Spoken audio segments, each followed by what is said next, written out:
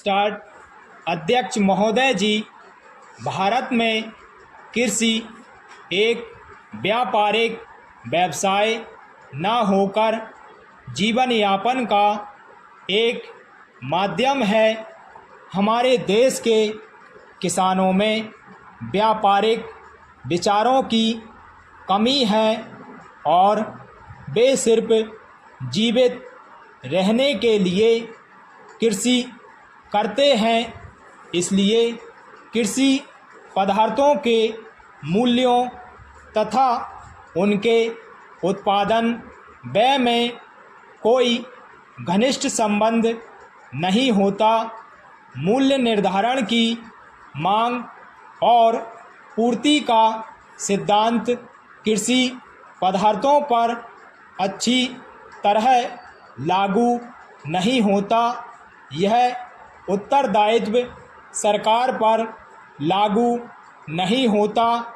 यह उत्तरदायित्व सरकार के ऊपर है कि वह मूल्य नीति का संचालन इस प्रकार करे कि कृषि तथा उद्योगों का वांछित विकास हो सके और कृषि पदार्थों के मूल्यों में स्थिरता बनी रहे। मूल्यों की स्थिरता का अर्थ केवल इतना है कि कृषि पदार्थों के मूल्यों में अत्यधिक उतार चढ़ाव न होने पाए। हमें ज्ञात है कि 1929 की विश्व मंदी के कारण हमारे किसानों की कैसी हालत हो गई थी।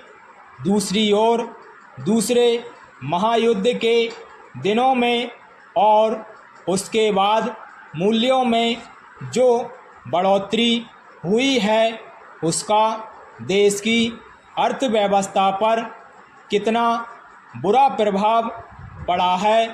यद्यपि किसानों को वांछित लाभ ही हुआ, किंतु देश के नियमित विकास के लिए ये दोनों परिस्थितियां बाधा उत्पन्न करने वाली सिद्ध हुई हैं। भारत में कृषि मूल्यों की स्थिरता का प्रश्न पिछले कुछ सालों में मुख्य रूप से सरकार के सामने आया है। जून 1954 तथा उसके बाद के समय में कृषि मूल्यों में निरंतर कमी होती गई।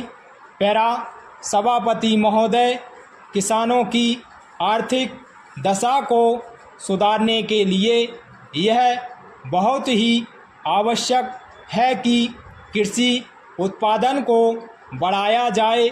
उत्पादन अधिक बढ़ जाने से मूल्यों के गिर जाने का वह बना रहता है। 1929 की विश्व मंदी का प्रभाव भारतीय किसानों पर भी बहुत बुरा पड़ा था। देश के किसान कर्ज के बोझ से बुरी तरह से दब गए थे। मूल्य स्तर का गिर जाना उत्पादक के लिए एक भारी अभिशाप होता है, क्योंकि इससे उत्पादन बढ़ाने की प्रेरणा समाप्त हो जाती है और समस्त अर्थव्यवस्था का संतुलन बिगड़ जाता है। इसके विपरीत यदि कृषि पदार्थों के मूल्य बहुत अधिक ऊंचे स्तर पर पहुंच जाते हैं तो उपभोक्ताओं को कठिनाई अनुभव होने लगती है और देश में वेतन बढ़ाने की मांग उठने